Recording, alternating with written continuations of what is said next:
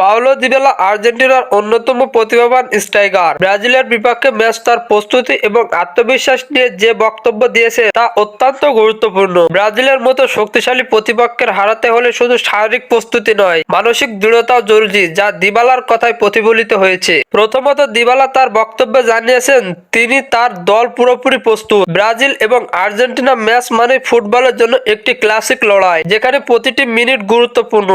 Dybala এই ধরনের press এবং হাই ভোল্টেজ ম্যাচ নিজের দক্ষতা প্রমাণ করার জন্য উদ্গ্রীব। তার মতে ব্রাজিলের রক্ষণ ভাগে যতই শক্তিশালী হোক না কেন, আর্জেন্টিনার আক্রমণ ভাগ তাদের পরিকল্পনা অনুযায়ী খেলতে পারলে গোলের সুযোগ সৃষ্টি করতে পারবে। দ্বিতীয়ত, দিবালা তার ব্যক্তিগত গুরুত্ব নিয়ে বলেছেন যে ফিটনেস এবং টেকনিক্যাল দিক থেকে সম্পূর্ণ প্রস্তুত। তার প্রধান লক্ষ্য হলো মেসি, আলভারেজ বা অন্য আক্রমণাত্মক খেলোয়াড়দের সঙ্গে সমন্বয় করে গোলের সুযোগ তৈরি করা। তিনি আরো বললেন যে দলের প্রতি ভূমিকা শুধু গোল করা নয়, এবং একটি দল হিসাবে ব্রাজিলের ডিফেন্স ভাঙতে সাহায্য করা। শেষমেশ দিবালা আর্জেন্টিনা সমর্থকদের প্রতি কৃতজ্ঞতা প্রকাশ করে বলেন যে তাদের সমর্থকরাই দলকে উদ্বুদ্ধ করে। তিনি জানেন ব্রাজিলের বিপক্ষে জয় শুধুমাত্র একটি ম্যাচ জেতা নয়, বরং সমগ্র জাতির জন্য একটি আবেগময় মুহূর্ত।